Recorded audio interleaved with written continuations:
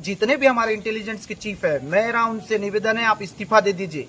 आपको पता ही नहीं है कि आपके इलाका में इतना भीड़ जमा होने वाला है, इतना बड़ा मारपीट होने वाला है, इतना बड़ा घटना घटने वाला है, लोगों का संवैधानिक मौलिक अधिकार का हनन होने वाला है। हाल में यहाँ पे आया हूँ पीड़ितों से मिलने के लिए। लगभग 3 से 4 पेशेंट जो है इतने सीरियस है कि वो बात तक नहीं कर पा रहे। सुनाई में आ रहा है बहन रामवती नाम की एक महिला है जिसके गले को दबाते हुए, रौंदते हुए उसको मारा गया। हाथ उसका उठ नहीं रहा है, कमर के नीचे उसका शरीर मूव नहीं कर रहा है। और भी ऐसे पेशेंट्स हैं जिनको सीटी स्कैन और एक्सरे तक का आवश्यकता पड़ गया है। वर्तमान छत्तीसगढ़ की भाजपा सरकार से भी मैं प्रश्न करना चाहूंगा आदरणीय गृह मंत्री जी से कि आज पुलिस बल के सामने जिस प्रकार से कानून का धज्जियां उड़ा है, जिस प्रकार से मारपीट हुआ है और वहां पुलिस उस हमले को कंट्रोल करने में जो नाकामी हासिल हुआ है, ये एकदम चिंता का विषय है। अगर आज पुलिस अपने ही जुडिशियल एरिया में माहौल को कंट्रोल नहीं कर सकते, लोगों को कानून का पाठ नहीं पढ़ा सकते, उनको कानून हाथ में लेते हुए खुलेआम देख सकते हैं, कारण कुछ भी हो, फर्क नहीं पड़ता सामने आपके पास कितना भीड़ है, क्या हथियार लेके खड़े हैं, आप ड्यूटी करने के लिए हैं, आप रक्षा करने के लिए, आपका काम है रक्षा करना, और आप यहाँ विफल हो गए हैं तो आपको पद छोड़ देना चाहिए।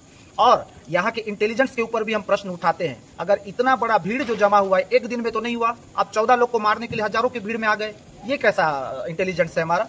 आप जितने भी हमारे इंटेलिजेंस के चीफ है, मेरा उनसे निवेदन है, आप इस्तीफा दे दीजिए। मेरे प्रिय, जिस प्रकार आपने इस वीडियो क्लिप में देखा कि किस प्रकार उन बेरहम लोगों ने मसीही भाई बहनों को बेरहमी से पीटा और जानलेवा हमला किया, लेकिन इस बात को पुलिस प्रशासन देखती रह रही है।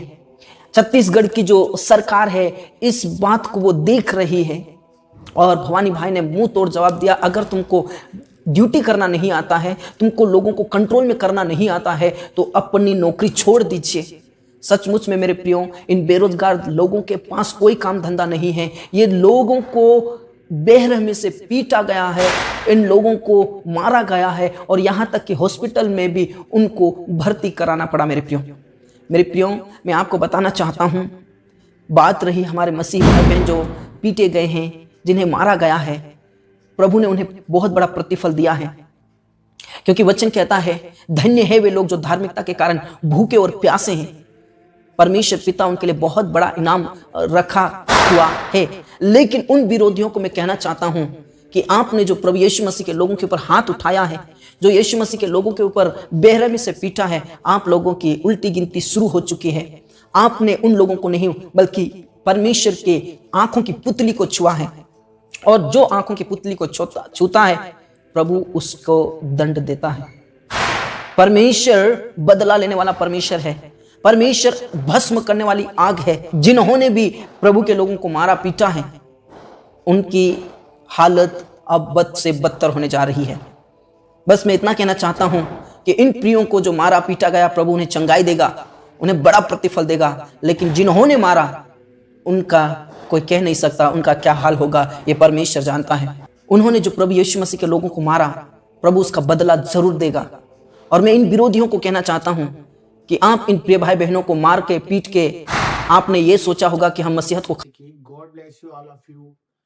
प्यारे परमेश्वर के प्यारे बच्चों, आज मैं आपके पास परमेश्वर के उस ध्यान देने वाली बातों के ऊपर गौर करना चाहता हूँ जो आप लोग जानते भी हैं, परंतु वो चीज हमें दिखती नहीं है। क्यों नहीं दिखती है? क्योंकि ये मेरा अनुभव है। मैं आपको बताना चाहता हूँ कि जिस तरह से हम परमेश्वर के जीवन में आते हैं तो हमारे जीवन के अंदर हमारे जीवन को बदलता हुआ हम देख पाते हैं, और उसी कारण हम जब मसीह बन जाते हैं तो परमेश्वर की योजना की तरफ हमारा हृदय और हमारा मन उसी तरफ जाता है। चाहे हम ना चाहे तो भी हमारी आत्मा परमेश्वर को ढूंढती रहती है। परंतु होता क्या है, मैं जो चीज आपको ध्यान देने वाली बात बताना चाह रहा हूँ वो ये है कि जब हम नाना प्रकार की बुराइयों में पड़ जाते हैं, नाना प्रकार के कठिनाइयों में रहते हैं, हम प्रार्थनाएं करते हैं, उसका जवाब नहीं मिलता। परंतु क्यों? जबकि परमेश्वर ने हमारे लिए अपनी जान दी है, वो क्रूस पर उसने लहू बहाया इसी दिन के लिए कि हम लोग ये ना कहते रहे कि हमारी जिंदगी कब बदलेगी, और ये ना कहते रहे कि ये रोग हमारे कब ठीक होंगे, और ये ना कहते रहे कि हमारे लिए ये व्यक्ति प्रार्थना करेगा तो हम चंगाई को पाएंगे। ये सब चीज का उत्तर हमारे अंदर ही है, क्योंकि परमेश्वर ने हमें जब चुना था तो उसने हमें ये नहीं देखा था कि हम किस रूप में हैं, किस स्वभाव में हैं और किस प्रतिक्रियाओं पर जीवन जी रहे हैं, परंतु उसने हमारे हृदय को जांच लिया था। उसने हमें हमारी माता के गर्भ से वचन के अनुसार हमें चुन लिया गया था। परंतु आज हम इस संसार में भटके हुए हैं, हम लोग परेशान हैं, हम लोग अपनी आत्मा को शांत नहीं कर पा रहे हैं। पर उसका कारण क्या है? हम क्यों अवेयर नहीं हो पा रहे? क्यों हम अपनी प्रार्थनाओं को पूरी तरह से होते हुए नहीं देख पा रहे? इन सब के ऊपर मैं आपको वो चीज बताना चाहता हूँ जिस पर आप ध्यान देंगे और परमेश्वर के जीवन में अपनी सफलताओं को, अपने छुटकारे को और अपने उद्धार को पा लेंगे। तो मेरे भाई बहनों, आप सबसे मेरा निवेदन है कि इस वीडियो को पूरा देखिए, लाइक करें, सब्सक्राइब करें। मैं आपको वो वचन के द्वारा बताने जा रहा हूँ जिसके द्वारा आप पहले से छुड़ाए गए हैं। मैं ये भी जानता हूँ कि आपको सब पता है, परंतु मेरा बताने का फर्ज है। तो जो आज चारों तरफ विषय चल रहा है, धर्मांतर जो चल रहा है, सर्विसेज के बारे में, जो पास्टर ही पास्टर के ऊपर उंगली उठाया जा रहा है, जो आज चल रहा है, आप देख पा रहे हैं कि हम लोग जब मसीहत में आ गए हैं, तो हम खुल के क्यों नहीं जी पा रहे, हम खुल के क्यों नहीं बोल पाते, हम अपनी बात, अपना प्रचार, जो हमारी आत्मा हमें बोलने को रोज रोज कोसती है, और हम अपने घर में ही परमेश्वर का प्रचार नहीं कर पाते। मैं देखता हूँ कि बहुत से घरों में परमेश्वर की बात को रखने के लिए भी इंसान मौके को देखता है, परंतु ऐसा क्यों? क्योंकि ये सब चीजें इसलिए हो रही है क्योंकि हम वचन को पढ़ नहीं रहे हैं, हम वचन पर अमल नहीं कर पा रहे हैं।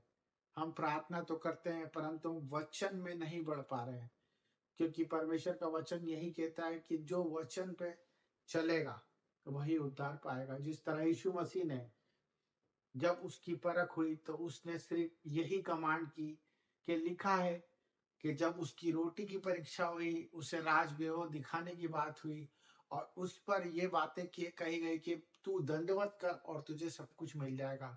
उसी प्रकार आज हमारी संसार में परख हो रही है। वो हमें बीमारियों में मिल रही है, वो हमें लाचारियों में मिल रही है, वो हमारे पर आरोप लगाया जा रहा है, आपस में हम लोग लड़ रहे हैं।